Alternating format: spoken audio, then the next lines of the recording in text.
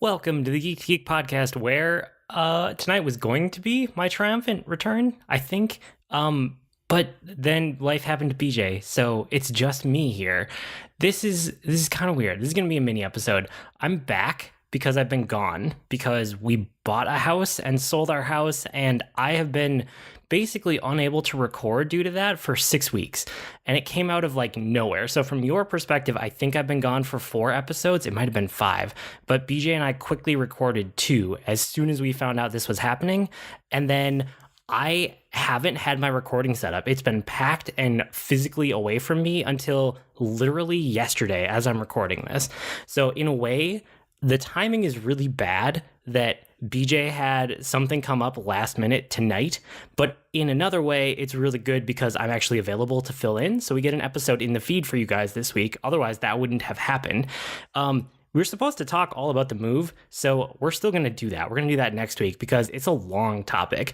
But I just wanted to jump in here and say, I'm still here. I'm not like going anywhere. It's just that life got thrown at me, and it was in a really good way. We have a new house, and we're super happy, and we're super excited. And basically, all of my free time in the last 6 weeks has gone towards either buying this house, selling the old house, or something to do with one of those 2 things, or moving, which is a huge part of it. So that's where I've been, but I'm here again in a new room that's mostly empty. So I'm trying to surround myself a little bit with pillows, so I'm not super echoey here. I got to work on the recording setup, but this should be a new dedicated recording space. So we'll see how this works out long term. No promises on tonight on the echoes because nothing's really unpacked all the way yet. So it's just an empty room, and it sounds like it. Don't judge me too harshly. But anyway, yeah, so the plan is next week we will talk all about this because BJ and I purposefully haven't talked in depth about what I've been doing because we wanted to discuss the move and the new house and everything on air, so like we can include you guys in the conversation. So I'm not going to jump the gun and do that without him here because I really want to have that conversation and kind of include all of you in it as well. What I can say is that I've had little tiny bits and pieces of geekery here and there. Normally, if I had been gone for 6 weeks, you guys know that I would come back with probably like 3 or 4 episodes worth of just stuff to talk about. And because moving and selling and buying and stuff with houses is such an intense process, I think there was a 3-day span in there at one point where I literally couldn't do anything just because of where I couldn't do anything house related because of the process point that we were in between buying and selling. We were just kind of waiting for things to happen. But outside of those 3 days, it's literally been all of my free time for the last 6 weeks. So I'm going to talk a little bit about what I have been doing, but probably by the time we get to next week, I'll actually have geekery again because we're kind of unpacking and all of the furniture is in the correct room, finally, for the first time in the new house. We're not unpacked yet, but I'm starting to get more and more free time. So I'm hoping to actually sit down and play a video game for more than 15 minutes for the first time in 6 weeks, sometime this week. So let's talk a little bit about what I actually have been doing in the fits and spurts that I've gotten between house stuff. I would say I was very reliant on my iPhone, on my mobile device, to get some gaming in because my consoles, again, weren't available, just like my recording equipment. Like, it was away and packed, and I couldn't really get to it. I mean, I could get to the Switch a little bit, but that was about it. So I played a bunch more Hold Down, which is still a really good iOS game, mobile game in general. I think it's on Android too. I'm on the Sun now, which is like the last Infinity level. It's kind of like Endgame. So I was picking away at that just because it's like fun and a little bit mindless, and I was enjoying that. I'm still playing Dragalia Lost every day. It's kind of been my touch point of sanity to just have something consistent in my life because nothing else has been consistent. Every other routine of mine has been utterly and completely destroyed, and we're slowly rebuilding it here. So I've been playing Dragalia Lost every single morning, like no matter where I'm waking up, whether it's on the floor or in my bed or where. I haven't even talked about that. Oh, we needed carpet in the new house, so we couldn't put our beds upstairs while we were waiting for that. So we were sleeping on the dining room floor. It was a whole thing. I promise. I'll tell you more about it next week. But anyway, every morning I've been playing Dragalia Lost, even if it's just for a little bit. So it's like my one touch point of this is a thing I'm going to do every single day to keep a little bit of video games in my life, even though it's super low key. So big shout out to Dragalia Lost for still being awesome for me. I love it. It's been great to just have that tiny little touch point. I got, like I said, I had a 3-day span in there where I was in my old house and I couldn't do much to do anything like towards the new house yet. And at that point, I still had my PlayStation hooked up before it got put away for a while. So I went back and I booted up Assassin's Creed Odyssey because I needed something that wasn't going to be a whole lot of brain power. And that one fit the bill. And I think I remember talking about it when I initially played it, saying that I think this would be a really good podcast game or audiobook game where you could just kind of turn off your brain and just do it on. So I left it on the back burner and I got back around to it. So I played that for a night or two and I was actually really close to platinuming it without realizing it. So I did platinum it, and then I played all of the first DLC pack and then like half of the second DLC pack, and then I kind of got bored of it, so I started looking for something else.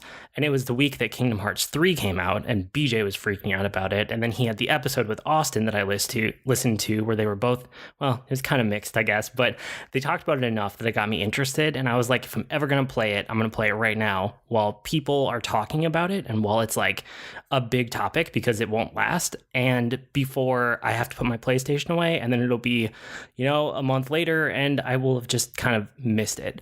So I jumped in.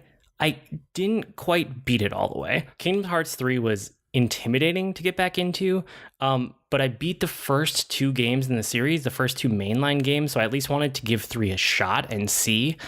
Parts of it near the beginning were kind of really bad and really slow. It probably could have summarized the important things in about 5 minutes that took the first 2 hours of the game. And then the other thing was with so many Disney IPs to pull from, I don't know why they would waste time revisiting old places from the earlier games, like Hercules' World, which is where you go first. And then Twilight Town, which is like a unique thing to Kingdom Hearts, made zero sense to me. Just, I don't know. There's a lot of story beats in that game where if you don't have the context of all the spin-off games, they just make no sense. And that's what I kept running into. So the game got better as I got out of those early segments and you got into like the Tangled world and the Toy Story world and stuff like that. But the cutscenes throughout the whole game that were trying to drive the greater like Kingdom Hearts story forward were literally putting me to sleep at times. And I don't think I've ever had a cutscene actually put me to sleep. And there was one that I fell asleep watching. Again, I was exhausted. I was in the middle of moving and doing all this house stuff, but like it would get to a Kingdom Hearts cutscene and I just started nodding off, which is not a good sign. I did make it to the Keyblade. Ooh, wait, can I say that? I made it to an area very near the end of the game, one of the last areas. And then I kind of got bored because the boss fights were really long, just because their health bars were like insanely huge. They weren't tough and they weren't engaging fights and they weren't super interesting. They were just long. So I put the game down and then I watched the last like hour of it on YouTube. So I guess I kind of beat it, but not really. I mean, I don't get the credit, but I know what happened and I played almost all of the game. So I'm going to count that as a win. All of that aside, I still have to say that Simple and Clean is one of the greatest video game music tracks ever created. It's easily the best thing that came out of Kingdom Hearts ever. And I still love that song and all of its remixes and all of its reimaginings. So I don't think I'll ever get sick of it. It's such a good song. And then there's a couple other things that once I got here into the new house and started unpacking, I've had, like I said, little bits of time, 15 minutes here, maybe half an hour, 1 or 2 times. I haven't had like a dedicated gaming session in a long time.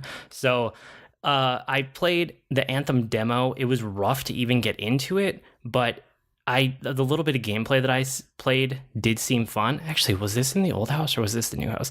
I don't remember. Everything is blurring together at this point. But I played maybe an hour of it, even though it was buggy and I had to keep trying to actually get into it. The gameplay seemed kind of fun, but it was hard to tell in the limited amount that I played. The Storm Javelin was my favorite, so I did get to try out all 4 of the Javelin types, which are kind of like your mech classes that you're picking, even though your character doesn't change. The mech that you're inside, the like mech armor suit changes, and I really liked the Storm. The Storm is kind of like the mech equivalent of an elemental mage, which was really fun to play around with. The story, I'm not sure about. The story that they gave you during the demo was okay, but it was hard to tell what I'll think of the overall story. So I did start the real release of Anthem about a day ago. Again, I'm slowly getting my time back here.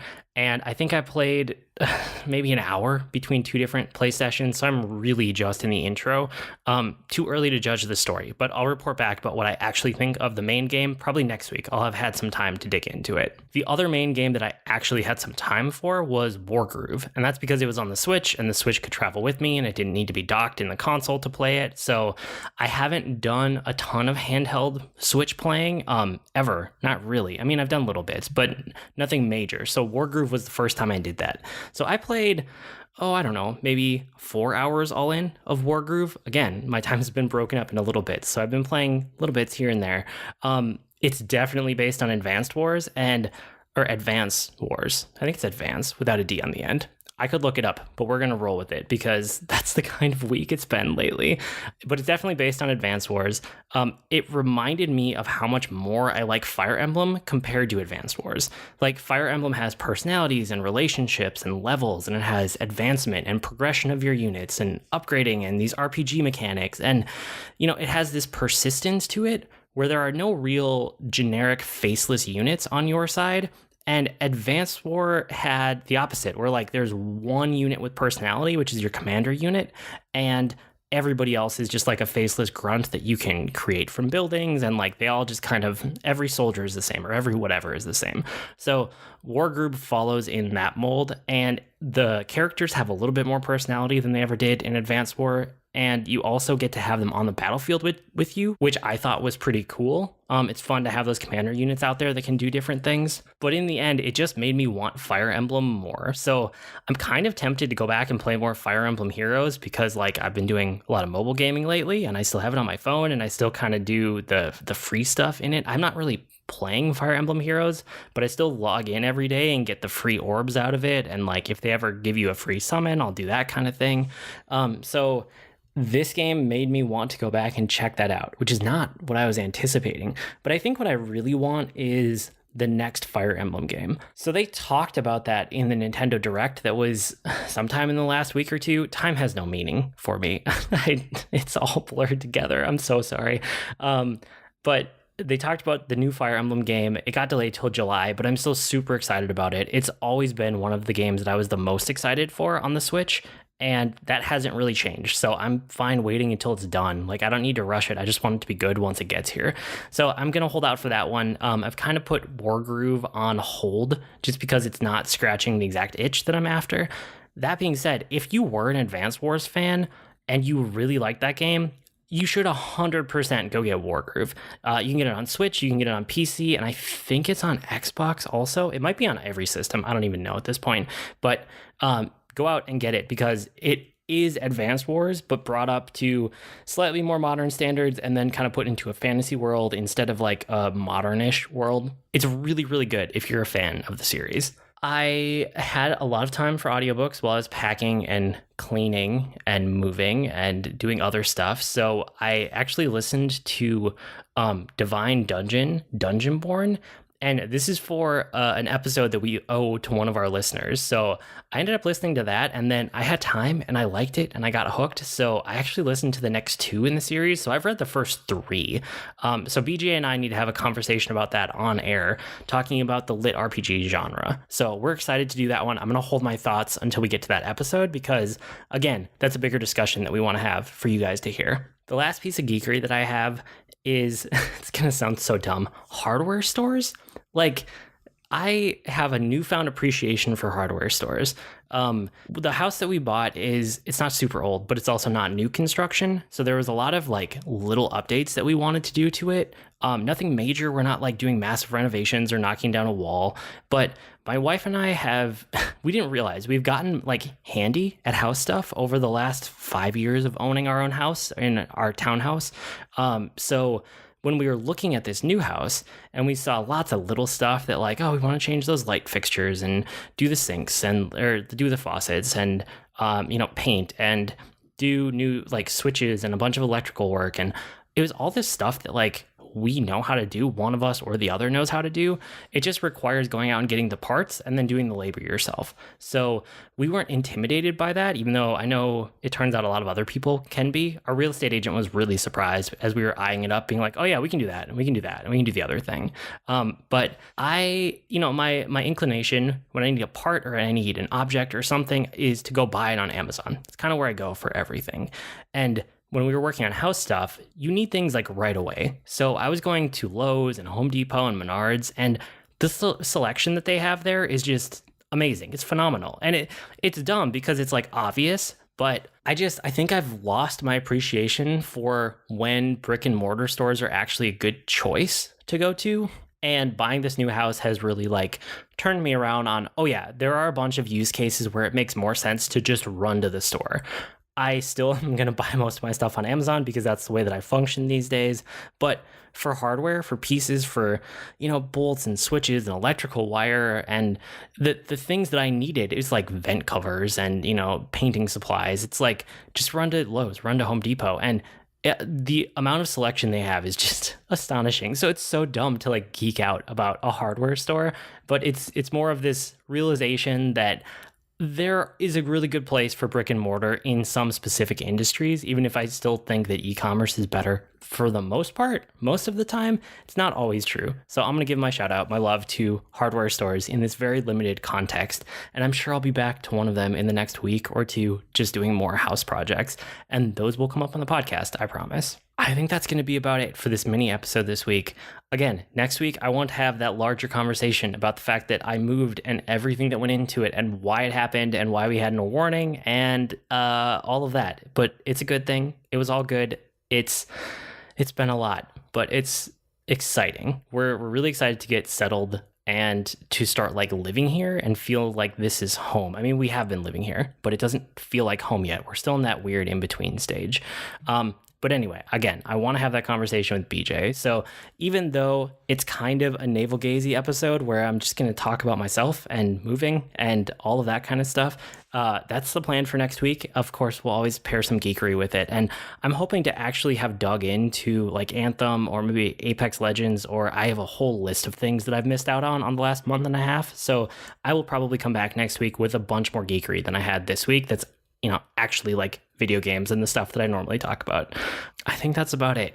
You can write to us with comments, suggestions, or feedback. Our email address, as always, is geek2geekcast@gmail.com, or reach us on Twitter @geek2geekcast. We also have longer discussion threads on our subreddit at reddit.com/r/geek2geekcast. I blog sometimes at agreenmushroom.com, and you can find me at grnmushroom. That's green mushroom without the E's on Twitter.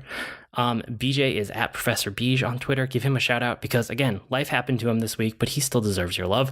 It's just me. Sorry, I'm reading off the thing. I should just wing it. I've been Void this week with your Geek to Geek podcast. The plan is for both of us to be back and talking for real next time, next week. But until then, that'll do it for this week. See you next week, geeks.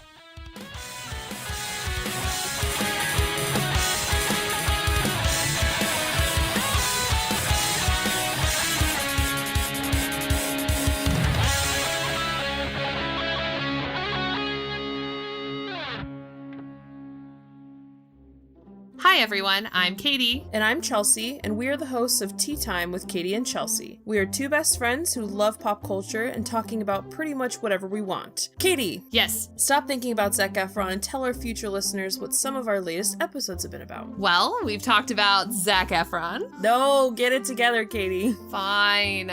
We've talked about fan fiction, classical literature adaptations, favorite TV couples, and so much more. So grab your cup of tea or whatever your drink of choice is and download our podcast today. Hi, my name is Joe Hogan, and I'm a geek. And if you're currently listening to this, there's a good chance you're a geek too. So check out my podcast, Geektitude. Each week, I talk with somebody about their geek aptitude. Sometimes I talk to people in a geeky profession. Sometimes it's someone doing something really cool with their geekiness. Often it's another geeky podcaster. But it's always someone who wants to share their inner geek. So join me each week as we come together to geek out about all the geeky stuff we love. And remember, this week, keep it geek. Hello friends, this is Troidal Power inviting you to join me over on Twitch most weeknights sometime after dinner. Video games have always been a social hobby for me, with friends and family crammed together on a couch, chatting away while someone holds the controller. And thanks to the power of the internet, I've got my own virtual couch over on Twitch, where you can kick back and goof off while I play games. Find me on Twitch by searching Troytle Power, that's Troytle Power, to snag a spot on the couch.